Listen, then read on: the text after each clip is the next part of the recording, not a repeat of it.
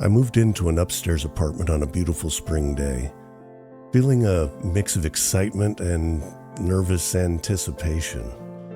The college town had always held an inexplicable charm for me. Its brick-lined streets, vintage lamp posts, and a quiet undercurrent of academic brilliance. Even though I wasn't a student, I had been drawn to the neighborhood's character and the promise of fresh start. At first, everything seemed ideal. The apartment was cozy, the building was well maintained, the neighbors exchanged friendly nods and warm smiles. The first few nights passed without incident. I settled into my new life, unpacking memories and hopes into every corner of the modest space. I kept a small ritual of preparing a cup of chamomile tea every evening as I watched the twilight descend over the town. However, after about a week, I noticed subtle disturbances that left me questioning my peace. It started with noises. In the dead silence of night, I would hear soft, unplaceable sounds coming from outside, like muffled footsteps or the rustling of leaves, though the wind was often still. At first, I dismissed them as tricks of my mind or the natural creaks of an old building settling in the cool night. But then came the small, unexplainable incidents that unsettled me further. I would leave my keys on the small table by the door, only to find them later in a different place. My mail. I would put it on the coffee table one morning, but I'd find it in the kitchen counter the next day. I couldn't pinpoint the cause, and I began to wonder if I was just merely sleep-deprived or remembering things wrong, Maybe a little overly anxious. It's a new apartment. The real turning point came one evening. While standing by my window, I noticed a dark figure ambling past on the street below. It wasn't just movement that unnerved me. It was the deliberate, almost predatory way that he walked. His dark clothing blended in with the shadows of the night and seemed to be moving with a purpose that I couldn't really decipher. I watched him until he disappeared around the corner. I tried to rationalize his presence in a town where everyone knew each other. Perhaps he was just another resident with peculiar habits. The following nights grew progressively stranger. One particularly quiet night, as I was winding down after a long day, I heard a sudden, hard knock at my door. It wasn't the soft, tentative knocking of a friend or a neighbor. It was forceful, almost the sound that jolted me upright. I crept to the door and peeking through the peephole, I didn't see anything, just the dimly lit hallway beyond. I checked the doorbell camera footage later, expecting to see some clue, but there was nothing there. It was as if the sound had just been an echo or a trick of the acoustics of an old building, but it was way too loud to just be my imagination or an old building creaking. The incident left me sleepless for several nights.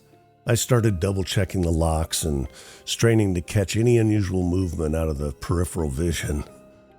Then one night, while I was in the kitchen preparing a late-night snack, I heard another noise, a soft, scraping sound that seemed to emanate from the parking area below.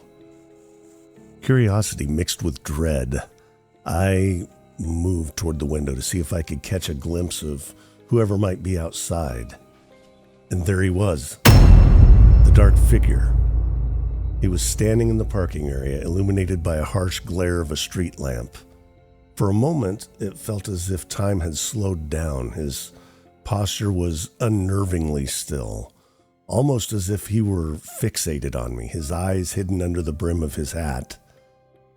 He appeared to be locked on my apartment. Panic surged through me, and I instinctively retreated away from the window. I tried to convince myself that it must have just been a coincidence, or perhaps my mind was playing tricks on me. In the days that followed, I began noticing more signs of a presence. One morning, I discovered faint impressions on a thin layer of dust at my window. A series of delicate, almost imperceivable marks that suggested someone had been at my windowsill during the night. In an upstairs apartment like mine, such traces were impossible. They led nowhere, and they defied any logical explanation, leaving me to wonder if I was truly being watched or if I was just losing my mind. Other times, I'd catch a glimpse of a shadow in the corner of my eye, only to turn and find nothing there. I reached out to a couple of the neighbors, casually inquiring if they'd seen anything odd. Their responses were polite but evasive. A vague acknowledgement of strange sounds at night, dismissed as peculiarities of an old building or figments of their imagination. I started to feel isolated in my growing paranoia, as though I were the only one aware of an unseen watcher lurking just beyond the veil of the ordinary life, if I wanted to be dramatic. But my sleep became fractured, filled with restless dreams where the dark figure always appeared, looming at the edges of my vision, silent and ominous. I found myself staying awake longer than usual, listening to the signs for any sign of him, any noise, trying to predict his next move. Every creak in the floorboard, every rustle of the curtains made my heart race with the possibility of another encounter. The apartment that had once promised a fresh start now felt like a stage set for a sinister play, a place where every shadow might hide a secret, and every sound could be the precursor to something horrible.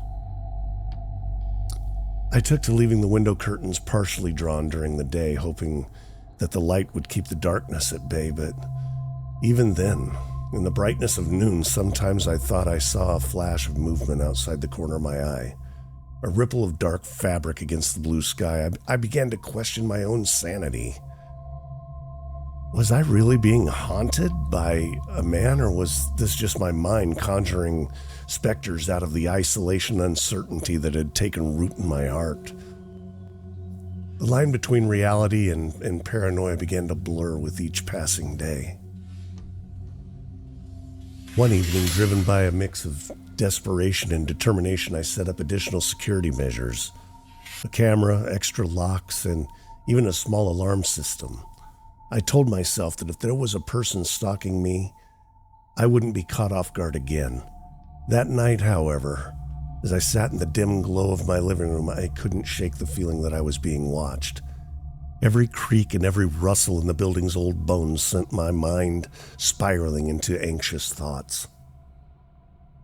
A week later, as the heat of summer began to creep in, I heard it again.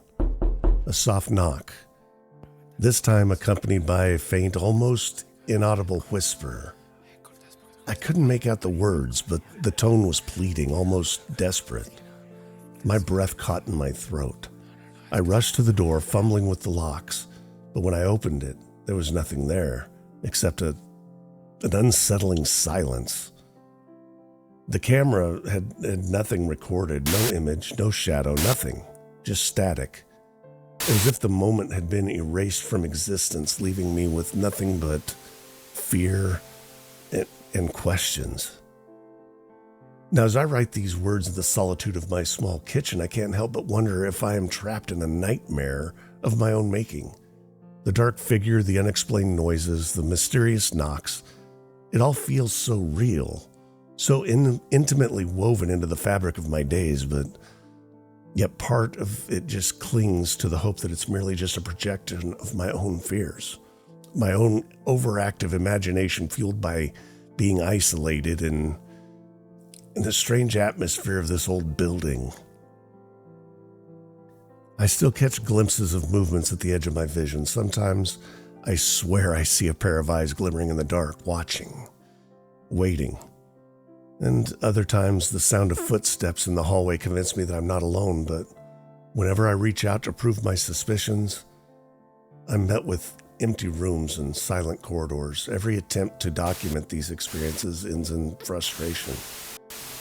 A camera that fails to record, or an alarm that never triggers, a knock that never leaves a trace.